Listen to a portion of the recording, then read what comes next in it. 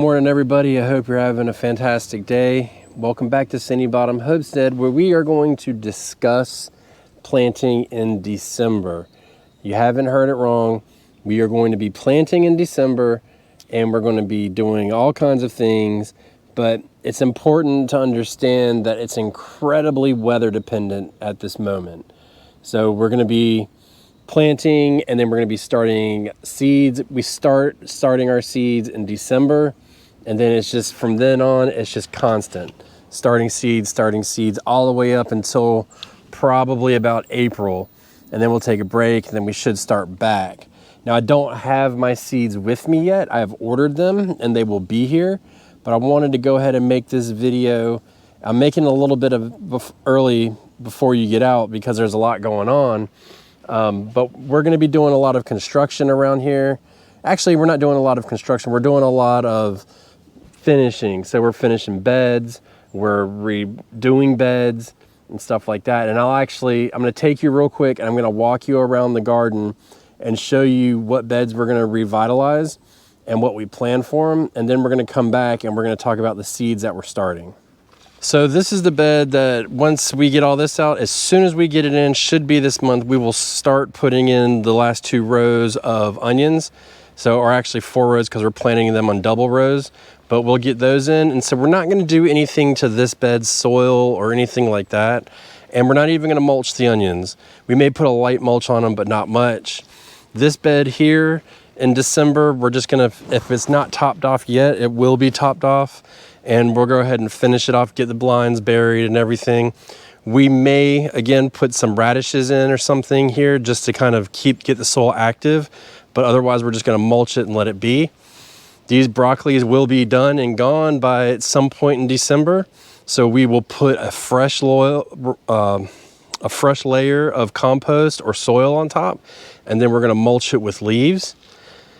Same here, anything that's harvested will come out, and then we will do the exact same thing, mulch it, soil, mulch.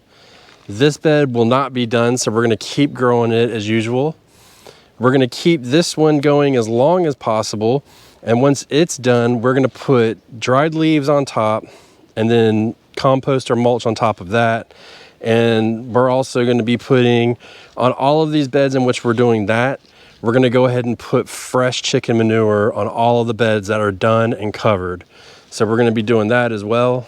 This bed here, our rutabaga bed, should be harvesting. Usually we start about mid-December. And as we get that done, we will be doing the same thing, mulching, covering, manuring, and then letting it rest as much as possible. And then the greenhouse will not have anything done to it. At this point, sometime in December, probably by the end of December, we should be done with the bok choy. If we can't get anything else in the ground, then we will mulch that row and let it rest.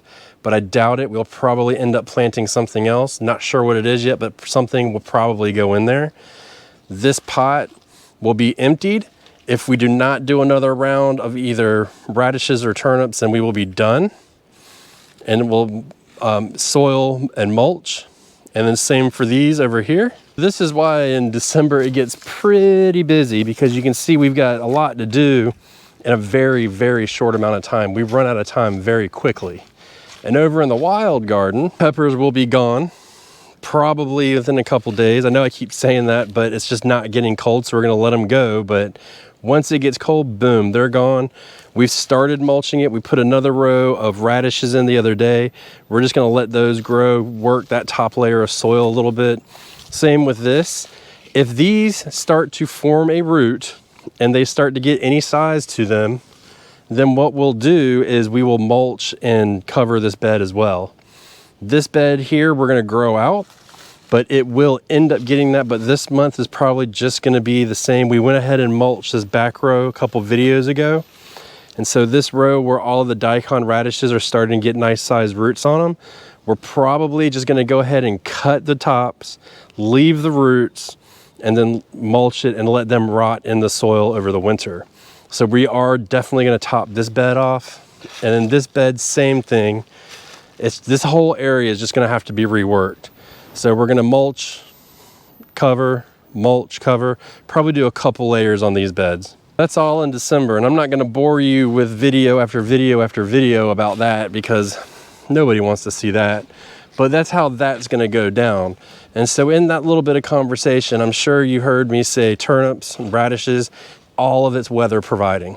None of that is definite. The only thing that I said I was gonna plant that is absolutely definite will be a row of onions, providing that everything's out, and which it should be. It shouldn't take long for that bok choy to go get ready to be harvested. So if we do any more planting in the greenhouse, then I'll bring you a separate video about that, because I feel like this time of year, the greenhouse needs to be treated a little bit differently and needs to be highlighted in its own, because technically we're in zone 8B in North Carolina. I know I've said 8A a lot, but they've updated the plant hardiness zone map. So we're now in zone 8B. And that being said, then that means that this greenhouse is either in 8A or 9A or 9B, one of the two. So usually a cover will raise you by a zone. I don't know if it's a half zone or a full zone, doesn't matter. But if we do anything else to that greenhouse, then I will let you know for sure. And then we can just kind of tackle that as needed. And it would probably be something like lettuce, radishes, turnips, maybe a rutabaga, but it's highly doubtful because this month is this winter solstice is coming.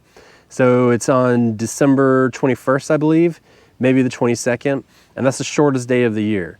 So we're the least amount of sunlight we're gonna get, the least amount of growing opportunities. Things are definitely slowing down, which is a good thing. It needs it.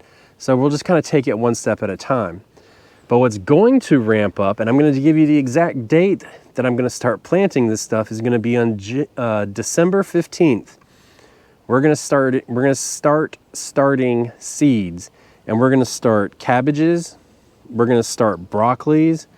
We're going to start probably rutabaga seeds. We may hold off on those, but that's a good possibility. If we do decide to do cauliflower, we'll do that. We'll be doing lettuce seeds, because even though it'll be too early to move them outside, we can actually start to move them into the greenhouse. So we'll be doing that. We'll be starting another round of onions, still time to start onions. So we'll be doing that, and those will be for sale, not for us to plant. We've got ours to plant.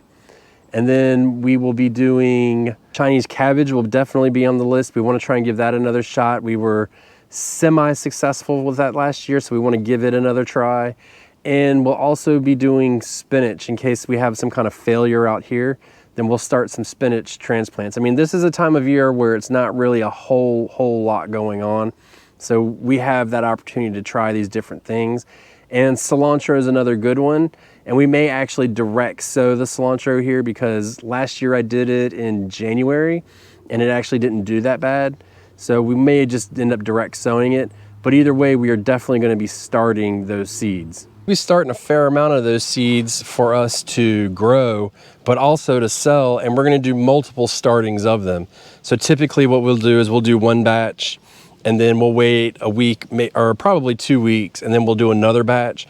My goal is to usually have this first round started and sprouted, very young, but sprouted by the time we go, if we go out of town for Christmas or anything like that, because I can pre-water and then they will be fine over the time that we're gone. They won't really use a lot of water. If they were any bigger, we would have to really be concerned about the amount of water they're gonna uptake. So we try to plan around that. They won't be needing any feeding. They won't be needing anything but light and then water, that's it. And so it's really easy to get them going, because here we usually start planting the things that we said we were going to start, you know, especially our cabbages and broccolis and stuff. We start planting those outside around February 15th. So that's a good 8 weeks before they go outside. And typically what I like to do, and this is all weather dependent, every single bit of this is weather dependent. If we get a super cold snap, we can delay it. If it gets really warm, we can move it ahead. But I like to start hardening things off, and I do it really slow in the spring, in the late winter, around February 1st. So we'll start hardening these things off so they get nice and strong and can handle the cold. And luckily we have the greenhouse where we can harden a few things off if needed, but we'll have that option. And so we try to use that to our advantage. Usually I have the seeds here and I show you the packets and all that stuff. And we'll do that. But I think for this one, when I plant them, I'll bring you a video about it. And I'll also talk about how I plan to use each piece of produce, because I think that's an important aspect to gardening, is not only knowing what you want to grow, but also thinking ahead and how you want to use it and things you might want to try new with it. You know, we typically only eat the same meals. Most people just rotate meals or menus. And so we try to stay on top of that and try new things and discover what we do and don't like. So that's always an option. But once December 15th starts, seed starting season begins. And so now, between now and the 15th, I'm going to be getting new materials. So we'll be upgrading our pots. We'll be building out our seed shelf a little bit more. I'll do a separate video about that, about what we're adding to our seed shelf and why we're doing it, and just different things that we've tried out, because last year we tried a couple new things and it worked out really good. So we want to continue that and to please ourselves with the way that we're growing and what we're doing. And I think that it'll be a benefit to you and you know, other people, because there's a lot of different tools at our disposal in this day and age that can make this a lot easier, cleaner, and faster. And that's what we want. So I'll keep you up to date with it. Make sure you subscribe, tune in, and like these videos so they can share out, because at the beginning of the month, we do these, what we're doing in X month, usually the next month in our garden. And you'd be surprised how much of it actually stays true. And then sometimes we have to delay and move things around, and that's just how it is. So we'll get started. And as soon as I get my seeds in, I'll bring you like the whole gamut of what we're growing. And then as we plant them, I'll do each individual one and talk about why I chose them, because we're gonna do more heirloom and hybrid combinations, and some things we're only gonna do hybrids this year. So I'm excited to see what this year brings, and let the seed starting season begin.